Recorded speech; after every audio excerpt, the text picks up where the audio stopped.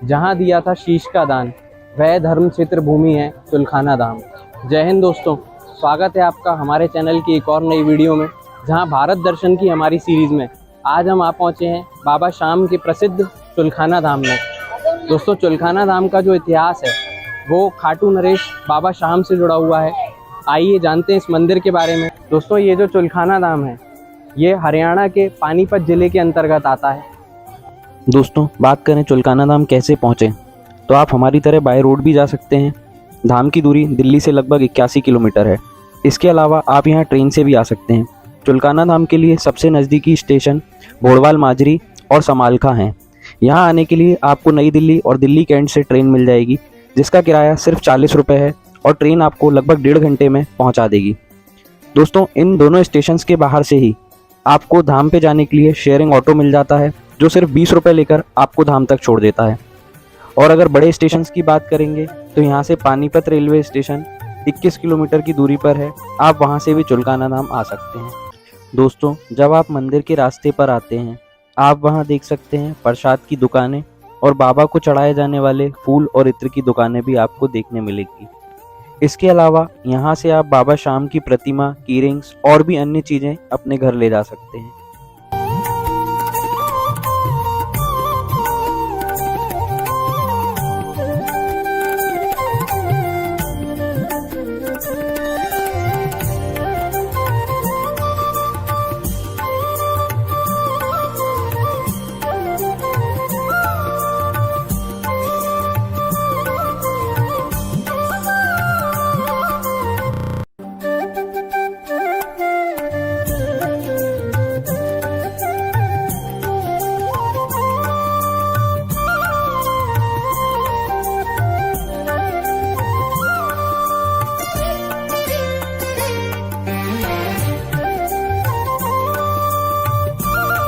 दोस्तों, मंदिर में एंटर होने के बाद हमें एक विशाल ध्वज दिखाई देता है जो कि श्याम बाबा का है।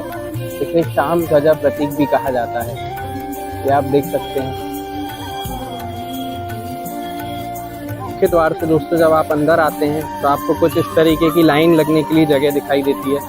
वैसे आप यहाँ पर वीक डेज में आएंगे तो यहाँ पर आपको भीड़ कम ही मिलेगी। 11 पर यहाँ पे काफ़ी भीड़ होती है। वैसे आप नॉर्मल सैटरडे संडे के अलावा आएंगे तो आपको भीड़ यहाँ पर ज़्यादा नहीं मिलेगी। यहाँ आप देख सकते हैं अभी यहाँ वर्तमान में कोई ऐसी लाइन नहीं है ज़्यादा बड़ी, आसानी से आप दर्शन कर सकते हैं। दोस्तों, अगर बात करें चुलखाना धाम के इतिहास की, तो यहाँ का इतिहास महाभारत काल से जुड़ा हुआ है। दोस्तों, महाबली भीम के पुत्र घटोत्कच थे।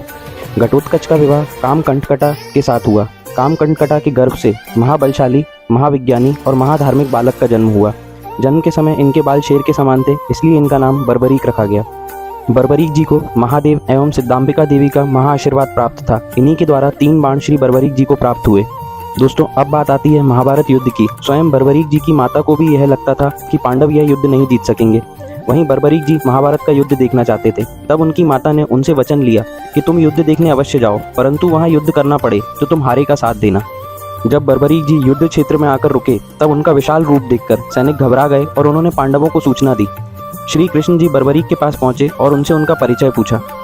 महाबली बर्बरीक ने कहा, मैं भीमसेन का पौत्र एवं घटोत्कच का पुत्र बर्बरीक हूँ। मैं युद्ध देखने की इच्छा से यहाँ आया हूँ। अभी मैं मौन रहूंगा, दर्शक की भांति युद्ध देखूंगा, फिर जो हार रहा होगा उस पक्ष की ओर से युद्ध करूंगा। फिर बर्बरीक जी ने अपने 3 बाणों का बखान किया। श्री कृष्ण जी ने प्रत्यक्ष प्रमाण मांगा और वहीं स्थित एक पीपल के पेड़ के सारे पत्ते को बाण से बेधने को कहा। बर्बरीक जी ने आंखें बंद की और बाण को आमंत्रित किया। उस समय श्री कृष्ण जी ने एक पत्ता तोड़कर अपने पैर के नीचे दबा लिया। बर्बरीक जी का वह बाण पेड़ के सारे पत्तों को भेदकर श्री कृष्ण जी के पैर के आसपास आकर घूमने लगा। तभी बर्बरीक जी बोले, हे मधुसूदन, आपके पैर के नीचे एक पत्ता है, कृपया पैर हटा लीजिए। जैसे ही श्री कृष्ण जी द्वारा पैर हटाया गया, बर्बरीक जी का वो बाण आखिरी पत्ते को भेदता हुआ अपनी तरकश में वापस चला गया। इस तरह बर्बरीक जी की शक्तियों को देखते हुए श्री कृष्ण जी ने एक लीला रची और ब्राह्मण का वेश धारण करके बर्बरीक जी के पास जा पहुंचे। बर्बरीक जी उस समय पूजा में लीन थे। पूजा समाप्ति के बाद उनने ब्राह्मण देवता को देखा और बोले, हे ब्राह्मण देव, मैं आपकी क्या सेवा कर सकता हूँ।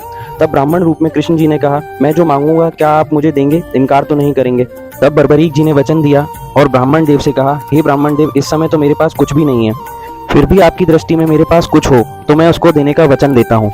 वचनबद्ध होते ही ब्राह्मण रूपी श्री कृष्ण जी ने बर्बरीक जी से उनका शीश दान में मांगा। बर्बरीक जी विस्मित रह गए और उन्होंने कहा, जैसा कि मैंने वचन दिया है, मैं शीश का दान अवश्य दूंगा। इतना कहकर जब बर्बरीक जी ने योग माया का ध्यान किया तो देखा कि साक्षात श्री कृष्ण जी उनके सामने खड़े हुए हैं। बर्बरीक जी ने उनसे कहा, साक्षात ब्रह्म ब्राह्मण का रूप धारण करके आप एक बालक को छलने आए हैं। सर्वप्रथम तो आप अपने मूल रूप में आइए माधव। श्री कृष्ण जी अपने वास्तविक रूप में प्रकट हो गए और बर्बरीक जी ने उनसे पूछा, आपने ऐसा क्यों किया? तब श्री कृष्ण ने उन्हें अपना चतुर्भुज विराट रूप दिखाया और बोले, हे बर्बरीक, इस युद्ध की सफलता के लिए किसी महाबली का बलि देना आवश्यक है। बर्बरीक जी ने शीश दान से पहले महाभारत का युद्ध देखने की इच्छा जाहिर की। भगवान ने तथास्तु कहकर योद्धा को संतुष्ट किया। फिर कमर से कटार खींचकर बर्बरीक जी ने एक ही बार में अपने शीश को अलग करके श्री कृष्ण जी को दान कर डाला। श्री कृष्ण जी ने शीघ्रता से शीश को अपने हाथ में लिया एवं अमृत से सींचकर अमर करते हुए शीश को टीले पर रखवा दिया। युद्ध शुरू हुआ और बर्बरीक जी का यह अमर शीश युद्ध को देख रहा था और युद्ध के दौरान घट रही लीलाओं को भी देख रहा था। अंततः कौरवों का अंत हुआ। भगवान श्री कृष्ण ने बर्बरीक से पांडवों के पराक्रम के बारे में पूछा तो बर्बरीक जी के शीश ने उत्तर दिया, प्रभु, युद्ध में आपका सुदर्शन चक्र नाच रहा था और जगदम्बा थप्पड़ भर भर लहू का पान कर रही थी। मुझे तो ये लोग कहीं नजर ही नहीं आए। बर्बरीक के उत्तर को सुनकर पांडवों की नजरें नीची हो गईं। इसके तत्काल बाद श्री कृष्ण ने प्रसन्न होकर इन्हें अपना श्याम नाम, अपनी कलाएं और शक्तियां प्रदान की। साथ ही कलयुग में घर घर पूजे जाने का वरदान भी दिया।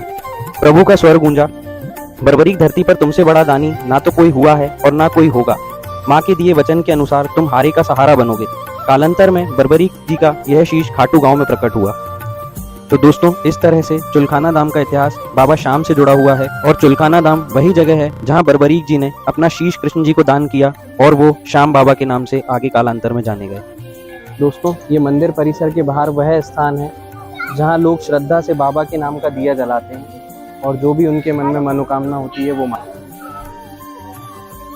दोस्तों, ये जो अब आप सामने देख पा रहे हैं, ये श्याम कुंड में हम एंटर हो रहे हैं और यहाँ आप देख सकते हैं श्याम कुंड।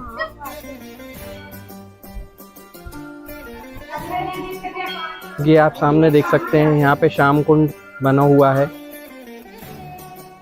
दोस्तों, यहाँ आप सामने देख सकते हैं, यहाँ अतिथि गृह अर्थात धर्मशाला यहाँ पे बनी हुई है। जो भी भक्त बाहर से आते हैं बाबा के दर्शन करने के लिए वो यहाँ निवास कर सकते हैं। और मैं आपको बता दूं, इसके अलावा चुलखा धाम में कोई और धर्मशाला नहीं है ट्रस्ट की। यही इकलौती ट्रस्ट की धर्मशाला है जो यहाँ पे मंदिर परिसर के अंदर ही बनी हुई आपको मिलेगी। दोस्तों, चुलखाना धाम का टूर हमारा इस तरह यहीं समाप्त होता है। उम्मीद करते हैं आपको भी श्याम बाबा के दर्शन करके अच्छा लगा होगा। दोस्तों, वीडियो अच्छा लगा हो तो हमारे वीडियो को लाइक कीजिएगा, कमेंट में जय श्री श्याम जरूर लिखिएगा और हमारे चैनल A2 भारत दर्शन को सब्सक्राइब कीजिएगा। ऐसे ही वीडियोस के लिए जुड़े रहिए दोस्तों। जय हिंद।